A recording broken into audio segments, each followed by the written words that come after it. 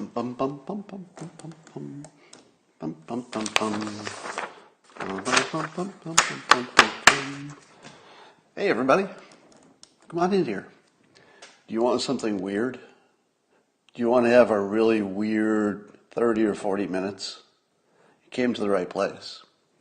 You will be tantalized in the brain area. You'll be amused.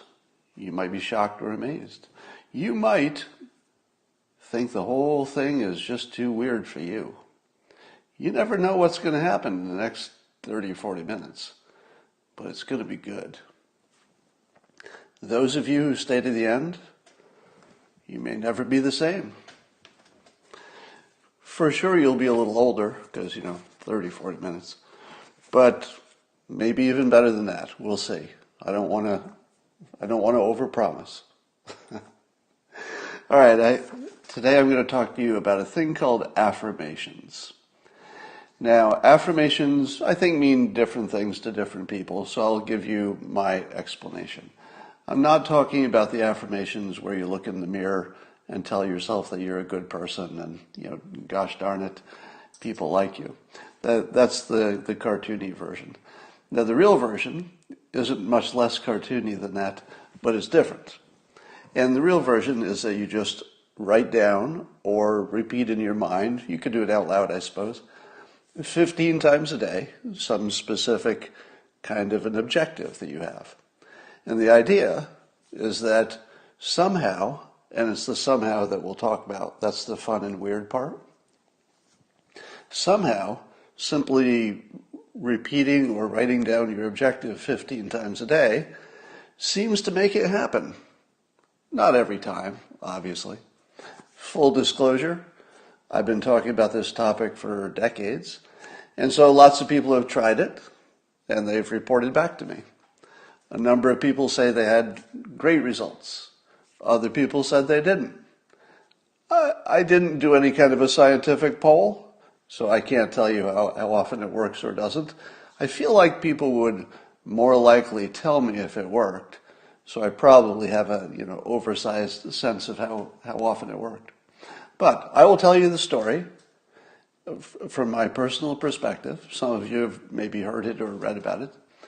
And that will form the basis upon which you can judge my credibility. So I'll tell you how I was introduced to this idea, how I used it, what happened, and then I'll tell you a little bit more about the technique. It just takes about a minute.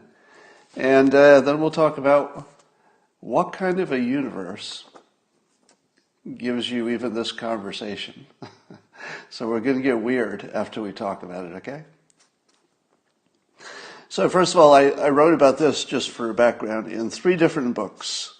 The Dilbert Future in 1997, God's Debris in fiction form, 2001, came out on 9/11-ish that week, bad timing for a book. And then more recently, had failed almost everything and still win big.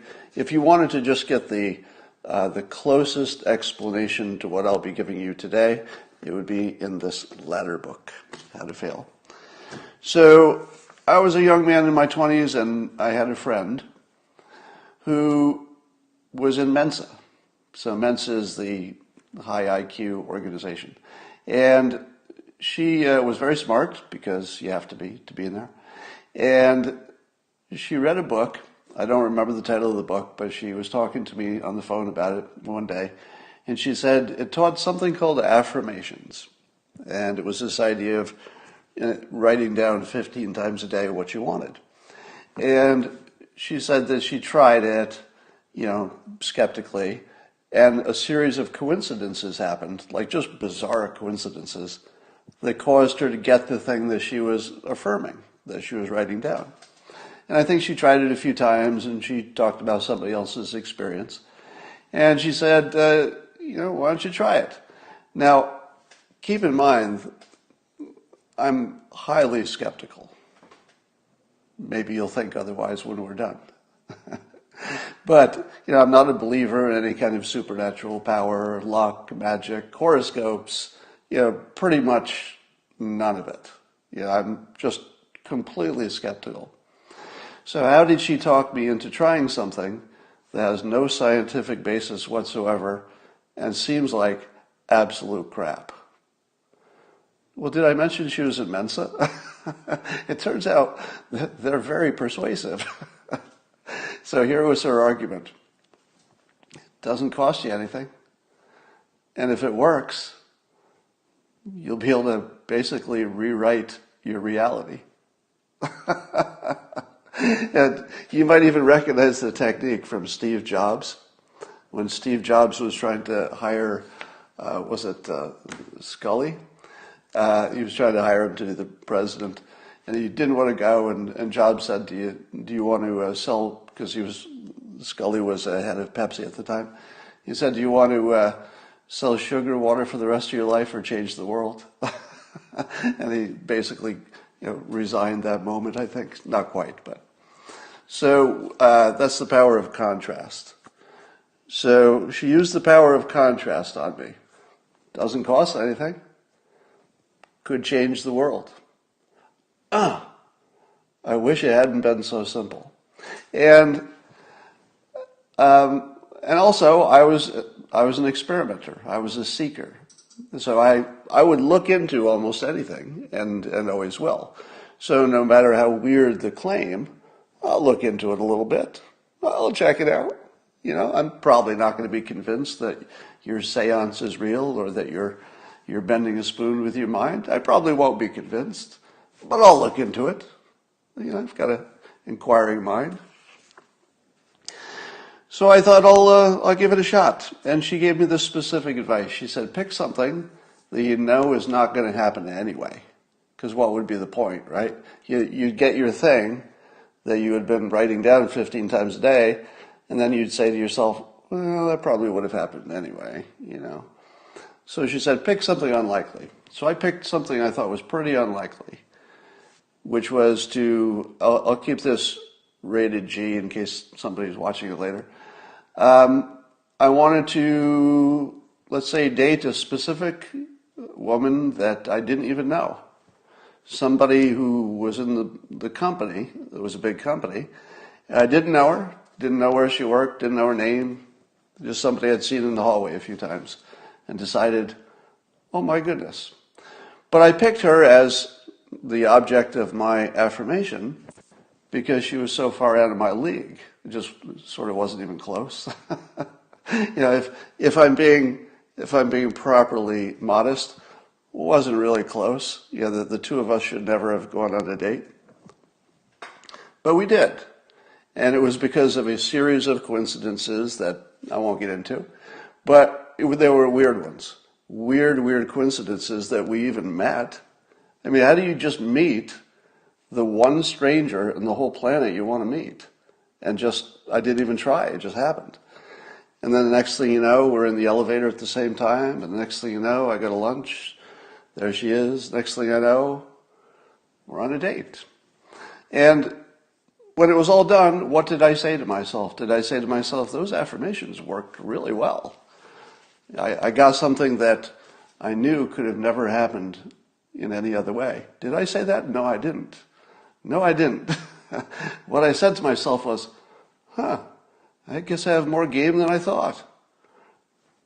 Who knew? I guess I had more buying power than I thought. So, of course, the experiment was a complete failure because the very thing that she told me to do didn't work. I didn't pick something that I couldn't later convince myself I'd gotten through my own great, good looks or talent or something else. So I was like, inconclusive experiment. So not long after that, I got in a bet with somebody at work about whether I could retake the GMATs, the test you take to see if you can get into a school to get your MBA. And that I would retake the test because I'd taken them before and I'd not scored very well. I scored in the 77th percentile, I think, which is not good enough to get into a good school. If I recall, I might have been a little hungover when I took the GMATs the first time. That's the story I'm going to go with. So just go with that. And the person I had the bet with had scored, I think, in the high 80s and was taking one of those review courses to beef up, her ability to get an even higher score. And so she should have gone from like 88 to something higher, but they do tell you that you can't really raise your score that much. It's not really IQ, but there's not a lot you can do. You can study the tests. And I was telling her, those review classes, they're not going to help you at all. And she said, oh yeah, they will. I said, no, I don't think you will. I think it's a scam. She said, oh no, it's going to make a big difference. So I made a bet. The dumbest thing I've ever done, maybe. No, I've done a lot of dumb things. One of the dumb things I've done, I made a bet. I said that I will take the test at the same time you do, because I was thinking about taking it again anyway. And I will outscore your score, even though I was in the high 70s, you were in the high 80s, and you're taking a special class to get into the 90s, which you would need to get into Berkeley, because you wanted to go to Berkeley. And you'd have to get into somewhere in the low to mid 90s to get into Berkeley at the time. So it was the dumbest bet, because what were the odds that would happen?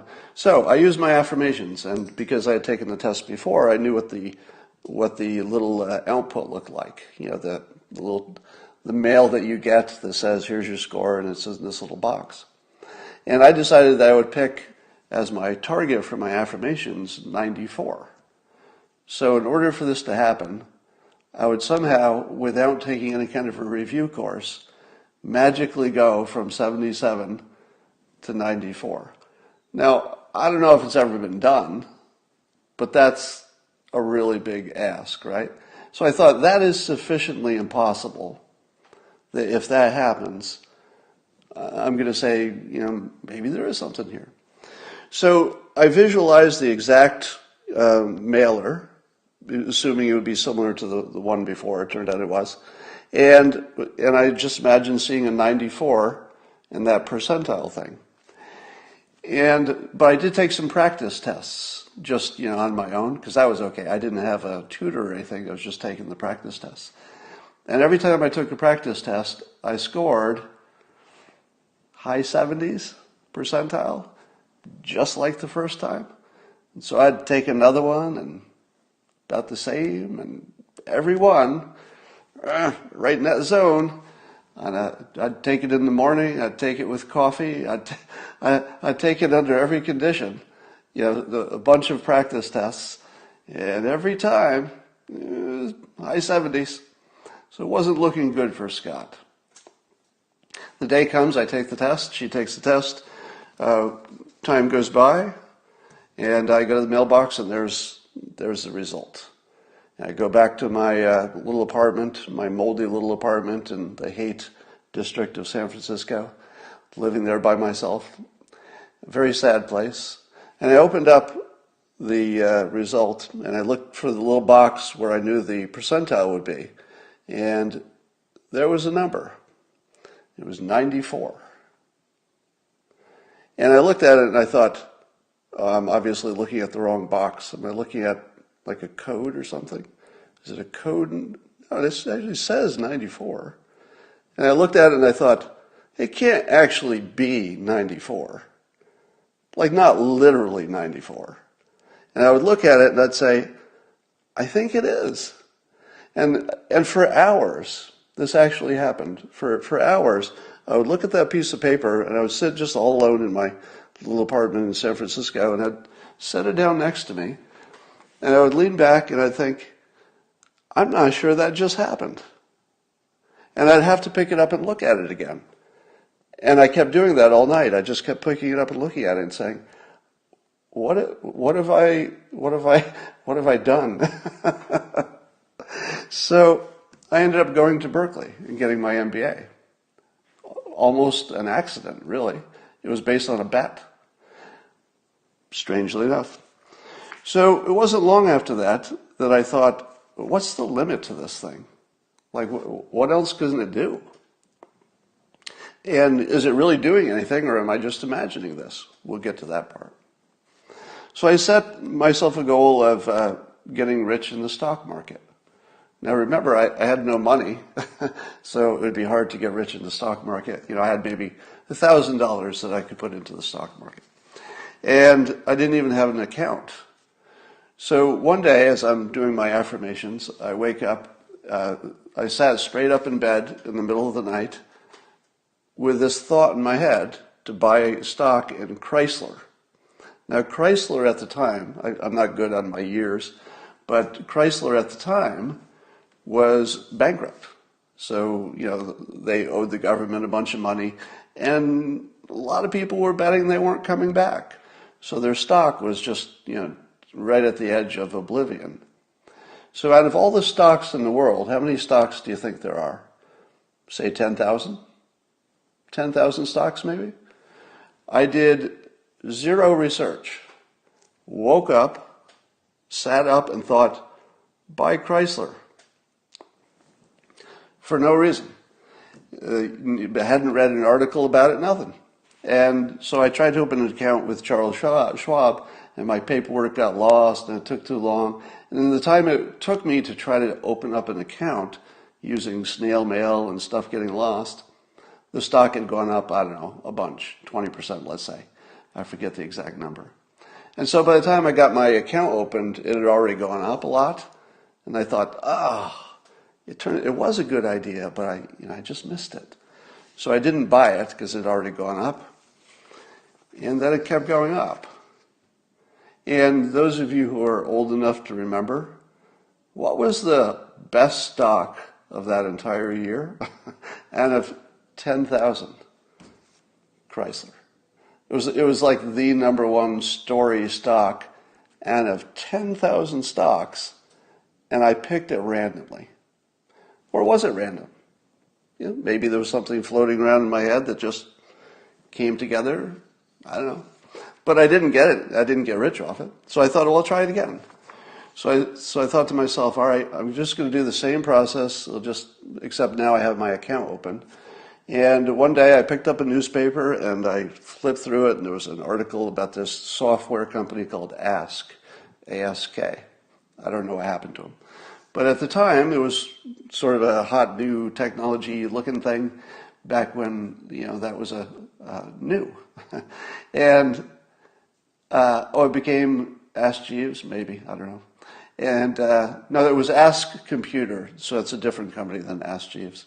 So it was an Ask software company. I forget the details. But anyway, the point is, I didn't know anything about this company, and I just thought, I'm going to buy this with no research.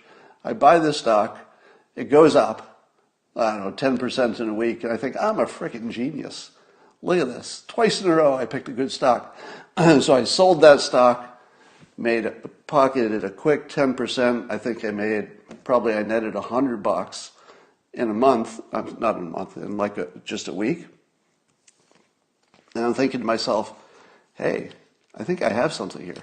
I've got a tiger by the tail. I just made $100 without doing anything remotely like work in a week. I mean, hey. The second part of the story is that stock didn't stop going up when I sold it. It went to the moon.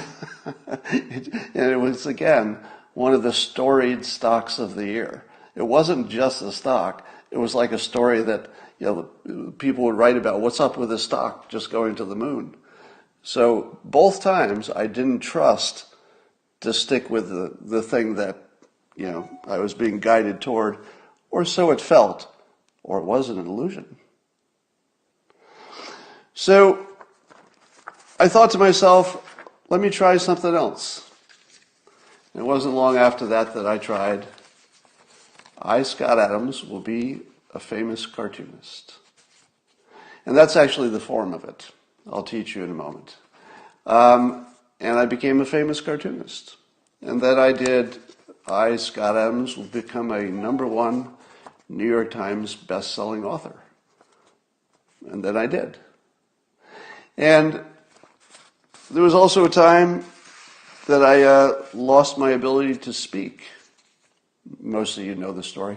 So for about 3.5 years, I couldn't speak properly because of a condition called spasmodic dysphonia, which was incurable.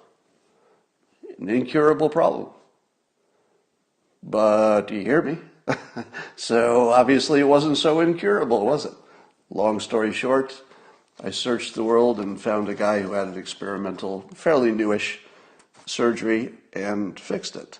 But that was the subject of my silent affirmations, that I would someday speak perfectly. Now, of course, I don't speak perfectly, so affirmations are sort of directional. Let me show you what the process is, and then I'll tell you the fun part is there anything to it, or is it just complete BS? And you can decide. All right, the how of it is easy. You just write or repeat that thing that you want, and you use this form. I put your name in there. Scott Adams will be a syndicated cartoonist. You could say you'll be wealthy. You could say you'll find love. You could say you'll be healthy. You could say you'll move someplace. You'll start a family. Whatever it is.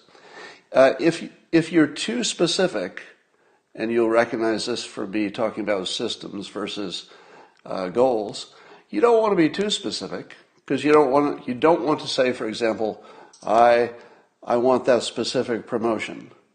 Because what if there's a better one?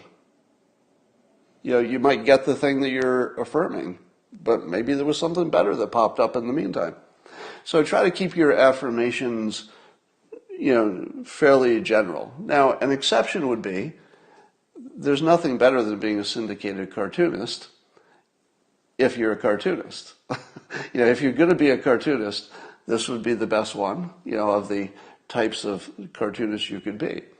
So shooting for the top is not so bad, because what if I'd gotten close? Well, maybe I still could have made a little money or whatever, but there's nothing better in the world of cartooning than being a syndicated cartoonist.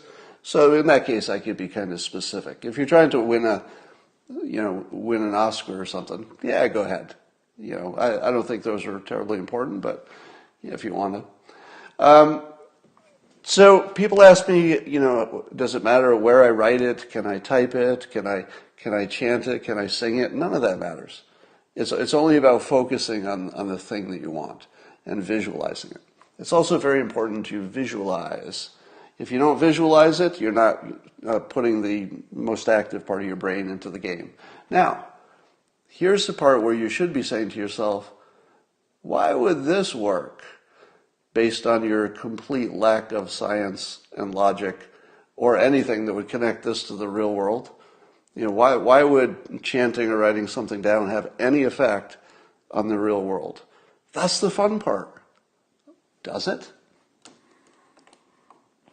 Here are some ideas, and I'll let you decide which one you like the best. One of the possibilities is that somehow these affirmations change the basic nature of reality itself. Can we agree it's not that one? Can we just stipulate? We don't have to talk about it too much. Because, I may have a different view of reality than you do. My view is that we don't have access to it. There's got to be some base reality. But we live in our own filters. Most of you know that's my view. So I don't see it happening. I don't see reality changing. I see maybe our filter changing. That's the part we can see and deal with. But you probably don't think reality changes because you wrote something down. So I think we'll agree it's not that one. Okay. The other one could be selective memory. Maybe it doesn't work at all. What if I'm just good at stuff, which explains why I had some success? And what if I just forgot the ones that didn't work? Now, those of you who read this book know that I have many, many failures. In fact, 10 to 1. 10 to 1 more failures than successes. So how do I explain that I'm acting like this works when 10 to 1 it didn't? That's what you're thinking, right? Well, here's the thing. I didn't use affirmations on almost any of those things. I only used it on the ones that worked. Now, you're going to have to take my word for that. But there's a reason for that, and I'll get to that. So hold on, there's a reason why I only did it on the ones that worked. So another possibility is that when you're doing affirmations is you're tuning your brain. There was a study on luck by this guy, Dr. Weissman, and he wanted to see if people had luck. Is luck a real thing? Now, most of you are ahead of me, right? Luck is not a real thing. Everybody's going to have the same luck if you're really controlling the experiment. And indeed, that's what he found. Everybody has exactly the same luck. But he did this experiment that was very revealing. He had people divide themselves into groups that considered themselves lucky and groups that considered themselves not lucky. And he gave them all the same newspaper, and he said, look through the newspaper and count up the number of photographs. Now, the people who considered themselves unlucky counted them up, and on average, they got the right number that was 42. And it took them several minutes to complete the task. The people who considered themselves lucky, even though really nobody was any luckier than anybody else, but they considered themselves lucky, they also got the right number, on average, 42 photographs, but they were done in seconds. Whereas the people who thought they were unlucky, it took them minutes. The difference was that on all the newspapers for both groups, and the second page in big writing, it said, stop counting the photographs, there are 42. The people who considered themselves unlucky didn't see the time saver because they were looking for photographs. They didn't expect anything to be there except what they were looking for. The people who would consider themselves lucky are always looking for luck. So what he found is that if you open your mind to the possibility that you could get lucky, you actually will notice things that will make you appear lucky. And if you ask people about their success stories, drill down a little bit. If you know anybody who got successful in an outsized way, you're going to find this point where they noticed something, or there seemed to be some kind of a luck or coincidence. But if you drill down, maybe they were just tuning themselves to notice it. Maybe they just set their filters and it wasn't luck at all. They just set their filters and there it was. Reticular activation is a big word. I saw that in in a corporate training program once. And it's just the idea that you're familiar with the fact that if somebody calls your name in a crowded room, you can hear it easily, even if there's a lot of background noise. So if you're in a crowded room, you'll hear Scott, and you'll be like, what the heck? Why is the one word that I could hear clearly in that mumbling was my own name? And that's because your brain tunes for things that are important to you. So if you use affirmations, you're really tuning into a specific objective. In my case, in cartooning, I noticed something on television one day that led me down a trail to find a cartoonist who gave me the advice that turned me into a cartoonist. So I actually had to notice something that maybe I wouldn't have noticed if I hadn't been doing affirmations at the time. Here's another possibility, and a strong one, that you're not really causing something to happen, but rather you're finding out the hard way what things you're committed to. And you're probably committed to things that on some subconscious level you think you can do. You think you can pull it off. So I think that we have this situation, this is just a hypothesis, that you might have a rational thought about what you can pull off in life, how well you can do, but you also have an irrational opinion of yourself, and the two of them are just always there. There's your rational one saying, I don't know if you can do that. Not everybody gets away with that. That looks pretty hard. But you might also have an irrational part that says, I got this. I got this. And so the hypothesis is that if you can put in the time to write down that objective, I, Scott Adams, or fill in your name, will do this, and you actually could do that 15 times a day for, a few months, that means that there's some part of you, probably your subconscious, if there is such a thing, that thinks you can pull it off. Because otherwise it's not going to let you do it. Remember I told you that there were all those things I failed at, that you would think, why wouldn't you want those to be more successful? I, of course, wanted everything I've been involved with to be successful.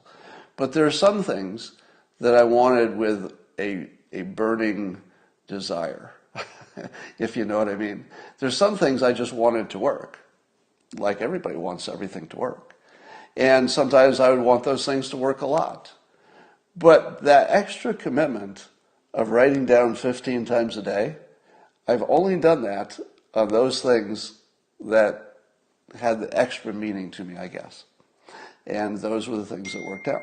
So it could be that this is a backwards correlation. It could be the fact that you're even willing to write it down 15 times a day is simply telling you something about yourself. And that's good. Maybe that's good by itself. And then the more fun possibility is that affirmations is part of the human interface for programming your filters on reality. Now, if you're programming your filters, that doesn't mean you have to program base reality. You're just programming the way you see it. So could it be that the only thing that happened in my stories is that I programmed my filter to believe these things happened to me? Maybe.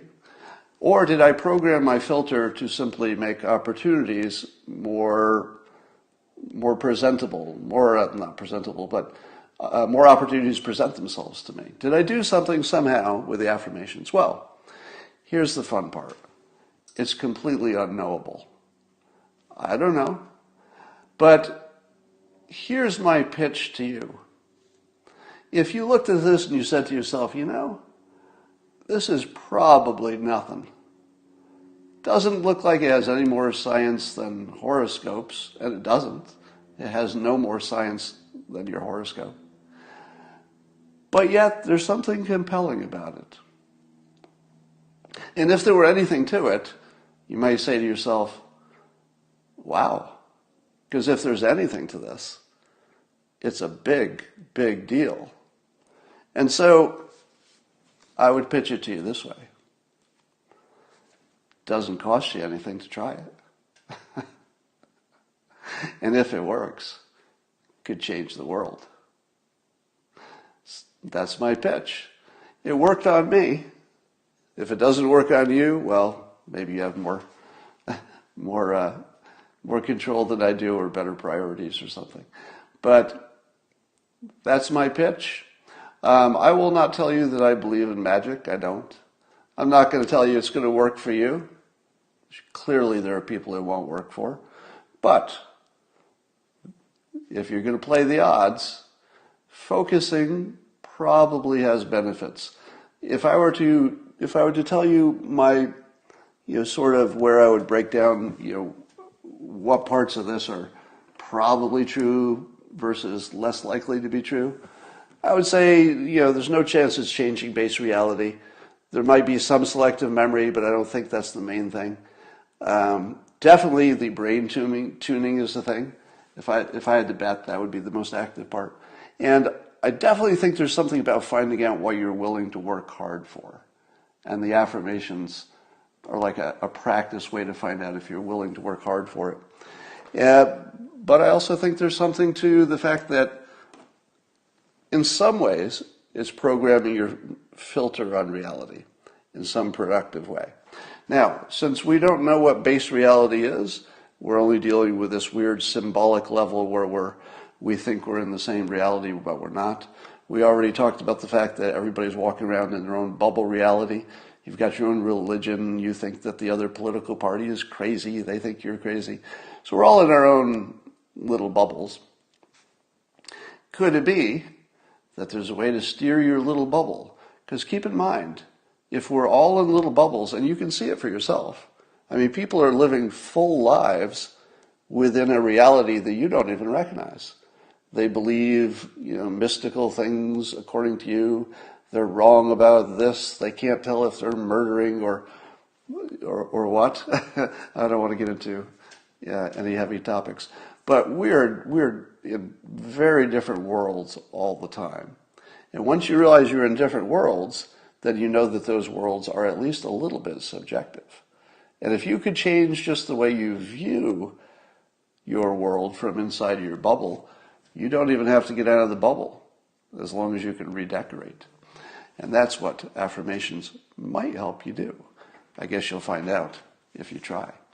That's all for tonight. I'm going to keep it on this one topic. Some of these lessons might not stay on Periscope forever, but they will be on the locals.com platform forever. And I hope that answered some of your questions.